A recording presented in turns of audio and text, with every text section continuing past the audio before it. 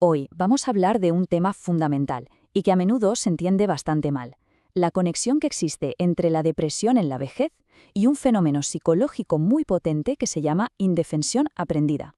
Seguro que lo hemos oído mil veces, ¿no? Esa idea, que es casi un mito, de que hacerse mayor implica volverse un poco melancólico. Como si la tristeza, la pasividad, fueran peajes que hay que pagar sí o sí por cumplir años. Pero, ¿de verdad es así? Pues la respuesta, tanto desde el punto de vista clínico como humano, es un no rotundo.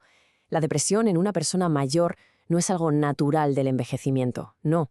Es una patología, un trastorno con sus causas y, lo que es más importante, con sus soluciones.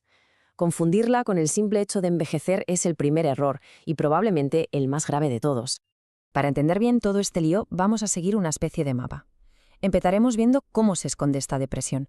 Luego definiremos qué es exactamente eso de la indefensión aprendida.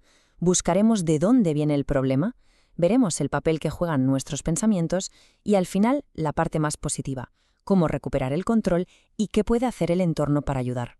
Empezamos con el primer reto, que es darse cuenta de lo que pasa.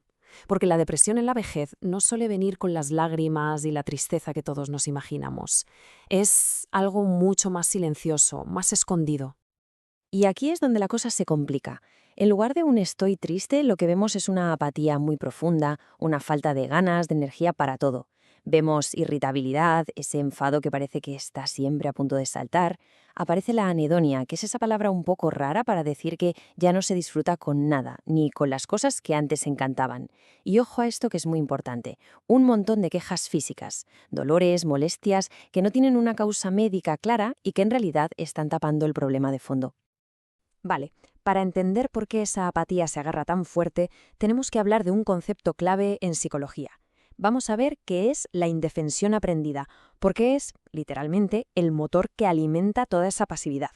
A ver, la definición es sencilla. Es lo que pasa cuando una persona vive, una y otra vez, situaciones negativas y siente que no tiene ningún control sobre ellas. La clave no es solo que pase algo malo, sino la percepción, la sensación de que no se puede hacer absolutamente nada para cambiarlo. Y aquí está el meollo de la cuestión. Es cuando se interioriza una creencia que es demoledora. Haga lo que haga, da igual, nada va a cambiar. Es esa sensación de que tus esfuerzos no sirven para nada, de que se ha roto la conexión entre tus acciones y los resultados. Claro, si una persona aprende esto, la pregunta es lógica: ¿para qué intentarlo? La pasividad se convierte en la única respuesta posible. Entonces, ¿cómo se aprende esto en la vejez? Pues no es por una sola cosa. Es una mezcla de varias experiencias que, poquito a poco, van destrozando lo que llamamos autoeficacia, que no es más que la confianza en nuestra propia capacidad para hacer cosas y que esas cosas tengan un efecto. Vamos a fijarnos en tres grandes frentes que contribuyen a este aprendizaje. Primero, la salud. Segundo, la familia y el cuidado. Y tercero, el contexto social en el que vivimos. El primer maestro de la indefensión suele ser el propio cuerpo. Pensemos en el dolor crónico.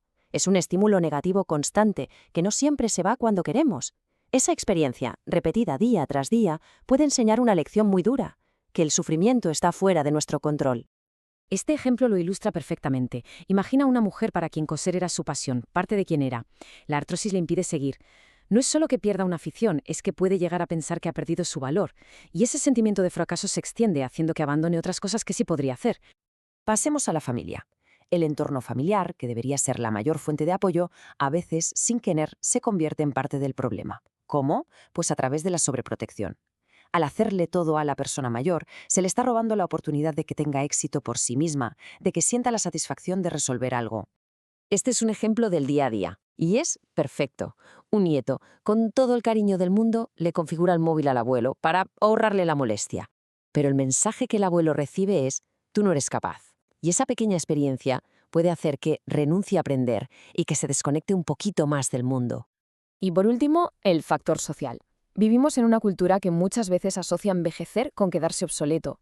Este prejuicio, el edadismo, manda un mensaje constante, a veces sutil y otras no tanto, de que la gente mayor ya no importa, que sus opiniones no cuentan, que su tiempo ya pasó. Y lo peor es que esto lleva a que la propia persona se lo crea, a lo que se llama autoedadismo. La persona mayor interioriza tanto esos estereotipos que al final se autocensura. Como en el ejemplo: un jubilado que tiene ideas valiosas pero decide callarse, porque ha aprendido que socialmente su voz ya no tiene peso. Se rinde antes incluso de intentarlo. Hemos visto los factores de fuera, pero ahora viene la clave de todo. El punto fundamental es que no son solo las cosas que pasan las que causan la indefensión, sino la historia que la persona se cuenta a sí misma sobre por qué pasan. La interpretación lo es todo. Este proceso mental, que es como una espiral hacia abajo, sigue 3 pasos. Primero, la atribución interna. El problema soy yo, fallo porque no soy capaz. Segundo, la atribución estable. La culpa es de mi edad, y eso es para siempre, no va a mejorar. Y tercero, la atribución global, que es el remate. Como he fallado en esto, significa que soy un fracaso en todo lo demás. Esta secuencia es una receta perfecta para la desesperanza. Pero si la indefensión es algo que se aprende, la gran noticia es que también se puede desaprender. Ahora vamos a la parte buena, a las soluciones. Se trata de darle la vuelta al proceso, de volver a conectar nuestras acciones con los resultados. La primera herramienta es la reestructuración cognitiva. ¿Qué significa esto? Pues básicamente cambiar conscientemente esa historia que nos contamos. Por ejemplo, pasar de pensar «he fallado porque soy un inútil» a pensar «he fallado porque estas instrucciones no hay quien las entienda». Es cambiar una causa, que es interna y permanente, por una que es externa y que se puede cambiar. Solo con ese cambio de perspectiva se abre la puerta a volver a intentarlo. Y claro, no solo vale con pensar diferente, hay que actuar. La reactivación conductual es clave. Consiste en programar tareas, empezando por algo pequeño, pero que sea importante para la persona y que sea fácil de conseguir. El objetivo no es la perfección, es simplemente volver a sentir que lo que haces tiene consecuencias positivas. Cada pequeño éxito es una prueba que desmonta la indefensión y, de verdad, funciona como un antidepresivo natural potentísimo. Pero claro, este camino de recuperación es muy difícil hacerlo en solitario. El entorno, que como vimos era parte del problema, tiene que convertirse ahora en la principal herramienta de la solución. La familia tiene que hacer un cambio de chip, pasar de sobreproteger a empoderar. Y esto se consigue con lo que se llama la asistencia mínima, es decir, ayudar solo en lo que sea estrictamente necesario, dejando que la persona mayor haga todo lo que pueda por sí misma. Se trata de apoyar la autonomía, no de crear más dependencia.